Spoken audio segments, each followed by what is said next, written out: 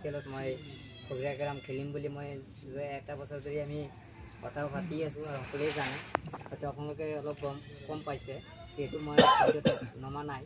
কাৰণ চুকালীয়ে সঁচা কথাৰ কাৰণে মাত মাতাৰ কাৰণে চুকালীৰ বিৰুদ্ধে একশ্যন লয় বা আইনগত ব্যৱস্থা হয়। কাৰণ চুকালীয়ে ভয় কৰি ৰাজনীতি নকৰে। মই আগতো কৈছোঁ, এতিয়াও কওঁ, ভয় কৰি আমি ৰাজনীতি কৰা নাই। যদি লাইচেঞ্চ ৰাজনীতি যুঁজ দিম।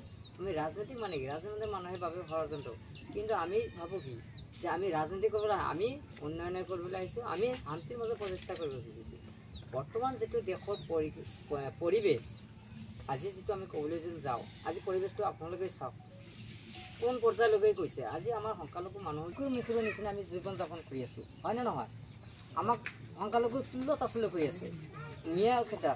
মিয়াক আৰু খেদিব পাৰে নেকি অসমৰ পৰা? গতিকে আমি এই দেশৰ ভৱিষ্যতৰ কাৰণে আমি জীয়াই থাকিবৰ কাৰণে আমাক সংগ্ৰাম কৰিব লাগিব, নহ'লে আমি অতলে যাব লাগিব, আমাৰ মাৰপিট খাব। গতিকে আমি যুঁজ দিবলৈ কাৰণে আছোঁ, আমি পিছুৱাই যাব নালাগে। আজি আমাৰ অৱস্থা বেয়া, আপোনালোকে সকলোৱে জানে, কিন্তু চুকালী কেতিয়াও ৰাজনীতিৰ ফিল্ডৰ পৰা আঁতৰি যোৱা নাই, যুদ্ধৰ পৰা আঁতৰি যোৱা নাই। যিমান আহক চেষ্টা কৰি আছে। গতিকে ৰাইজে আপোনালোকৰ খালী উন্নতি, আজি আপোনালোকে উন্নতি কৰিব, স্কুল কলেজ দিব, ৰাস্তা ঘাট দিব, ঠিক আছে। আমি যদি থাকিব নোৱাৰোঁ, আমি ইয়াতে জন্মস্থান কৰিছোঁ, ইয়াতে যদি আমাক খেদুৱা দিয়ে, কালি আহি আমাক বুলডোজাৰ ভাঙি দিব, আমি ৰাস্তা ঘাট স্কুল কলেজ দি আমি কি কৰিম? হয় নে নহয়? আজি আমি এইটো কৰিম, ৰাস্তা বনাই দিম, দলং বনাই দিম, স্কুল কলেজ বনাই দিম, ঠিক আছে। মই এইটো বেয়া কাৰণে ভাল হ'ব, সমাজৰ কাৰণে ভাল হ'ব। কিন্তু যদি মই যে থাকিব নোৱাৰোঁ, আজিৰ দিনত কি কৈ আছে, মই যে বিজেপিত আছোঁ, বিজেপিৰ মই আঁতৰি অহাৰ কাৰণটো কি? কাৰণ মই কাকো এৰি নিদিওঁ, মই সঁচা কথা মাত মাতি থাকোঁ। আপোনালোকে নিশ্চয় দেখাইছে, মই বিজেপি থাকোঁতে মই তেখেতক সমালোচনা কৰিছোঁ, মই কাৰো কেয়াৰ নকৰোঁ। আমাৰ দলত কোনোবাই বেয়া কৰিব, আমি তাকো সমালোচনা কৰিম, চিৰা কথা। গতিকে মই দলতে অহা নাই এতিয়ালৈকেও, হয়তো মোৰ লগত কোনো আলোচনাও হোৱা নাই। মোক মাতিছে, সেইকাৰণে মই অলপ পাৰ্চনেল কোনো কথা আছে, সেইকাৰণে মই আহিছোঁ। কিন্তু মই কোন দলৰ পৰা খেলিম নেখেলিম এতিয়ালৈকে আমি সিদ্ধান্ত লোৱা নাই। কিন্তু মই এইটো সিদ্ধান্ত লৈছোঁ, মই নিৰ্বাচন কৰাৰ কাৰণে কি, যাতে আমি যি দেশৰ যিটো পৰিৱেশ, এই পৰিৱেশৰ কাৰণে আমি আহিছোঁ, যাতে আমি ইয়াৰ বাসিন্দা, আমি ব্ৰিটিছৰ বাসিন্দা, আমি ব্ৰিটিছে থাকিব পাৰিম নে নাই। সেইদিনা দিলীপ শকীয়ে কৈছে আমি উচ্ছেদ কৰিম, কওক মিয়াক উচ্ছেদ কৰিম, আমি ব্ৰিটিছক উচ্ছেদ কৰিব। আজি ইয়াতে যিটো ঘটনা দেখা পাইছোঁ, এইটো কৰিবলৈ আজি কিন্তু বড়োসকলেও উচ্ছেদ কৰি আছে। বড়োসকলে যদি থাকিব নোৱাৰে, সংখ্যালঘু একো থাকিব নোৱাৰে। গতিকে সেইকাৰণে আমাৰ যুঁজ দিব লাগিব। আমাৰ অধিকাৰ আছে, তেখেতৰ অধিকাৰ আছে, আমাৰো অধিকাৰ আছে। কিন্তু স্বাধীনতা আমি সংগ্ৰাম কৰিছোঁ, আমাৰ সংখ্যালঘু মানুহ বহুত শ্বহীদ হৈছে। গতিকে আমি সেই কথাটো জানিব লাগিব। আমি যদি বসবাস কৰিব, আমি যদি ইয়াতে থাকিব নোৱাৰোঁ, নিশ্চয় আমাৰ যুঁজ দিব লাগিব। যেতিয়া আমি যুঁজ দিব পাৰিম, তেতিয়া নিশ্চয় আমি কৰিম। আমি ডিক্লেয়াৰ নকওঁ, কাৰণ আমাৰ যিহেতু ইলেকশ্যনৰ এতিয়া ডিক্লেয়াৰ হোৱা নাই, অধিৱেশনো জাৰি হোৱা নাই। গতিকে মই বিষয়ে মানে বহুত ক'বলগীয়া যদি আছে, মই ক'বও নোৱাৰোঁ। থুলমূলকৈ আপোনালোকে আমি সৰুকৈ বুজাই দিছোঁ আপোনালোকে বাকীখিনি। যেতিয়া আমি নিৰ্বাচন অধিৱেশন জাৰি কৰিব, তেতিয়া মই কোন দলৰ পৰা খেলিম নেখেলিম এতিয়ালৈকে আমি সিদ্ধান্ত লোৱা নাই। কিন্তু মই খেলাটো ফাইনেল, সগ্ৰীয়া কেৰাম সমষ্টিত খেলাটো ফাইনেল হৈ আছে। কিন্তু যেতিয়া আমি খেলিম, তেতিয়া আমি অপেন ফিল্ডত নামিম। যেতিয়া কি আছে মই তেতিয়া একদম স্পষ্টভাৱে আমি বুজাই দিব পাৰিম, ভালকৈ আমি ভাষণ দিব পাৰিম।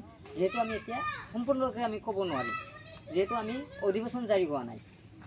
তে এইখিনি কথা যাতে আপোনালোকে দলৰ মূল্য খালী আমি প্ৰাৰ্থী দেখিলেও নহ'ব, প্ৰাৰ্থীজনে আমি কাম কৰিব পাৰিব নে নাই, ৰাইজক উন্নতি কৰিব পাৰিব নাই, যুঁজ দিব পাৰিব নে নাই, সেইটো আমাক চাব লাগিব, হয় নে নহয়? আমি সঁচা কথা আমি মাত মাতি যাওঁ, বেয়া পাব নালাগে। কোনে ভাল ভাগ বেয়া ভাগ মই চিধা কথা।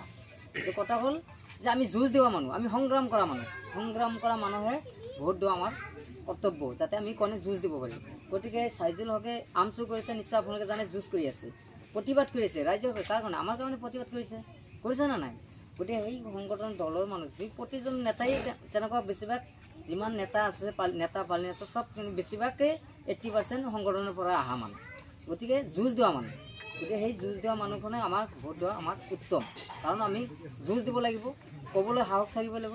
আৰু যদি আমি ভয় খাওঁ, তেতিয়া আমি কেতিয়াও নহয়। গতিকে সেইটো কাৰণে আমি চিন্তা। গতিকে আমি ছাইদুল হকক আপোনালোকে নিশ্চয় সংগ্ৰাম কৰিছে, নিশ্চয় দলে যদি বিবেচনা কৰিছে, নিশ্চয় তেওঁলোকে যদি টিকেটটো ডিক্লেয়াৰ হৈছে।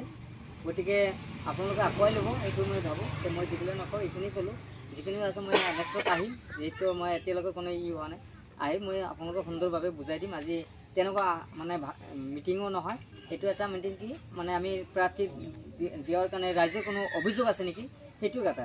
কিন্তু আমি এটা কথা জানো যে ছাইদুল হকক দিয়াতে অভিযোগ আছে নেকি, এইটো এটা আমি অলপ জানিব বিচাৰিছোঁ ৰাইজৰ পৰা তেওঁলোকে ভাল নাদিয়া সেইটো বস্তু আমাক ক্লিয়াৰ যদি আমাৰ নাই আমি দিয়া তলৰ পৰা দিয়াটো দায়িত্ব গতিকে এইটো আমি কেণ্ডিডেটে চাইহে আমাক টিকেটটো দিব লাগে আমি টিকেট দিলেতো নহ'ব নহয় ৰাইজৰ মতামত থাকিব লাগিব ৰাইজে আমাক ভোট দিব নে নাই আমি ক'লেতো নহ'ব নহয় ৰাইজৰ চাপৰ্ট থাকিব লাগিব ৰাইজে যদি আমাক ভাল নাপায় আমি কৰিলে হ'ব নেকি গতিকে ৰাইজৰ লগত আমাক মিলিব লাগিব ৰাইজৰ হৈ আমি কাম কৰিব লাগিব এইখিনিৰ পৰাই মই যদি কিবা ভুল কৰি থকা ল'ৰা হিচাপে ক্ষমা কৰিব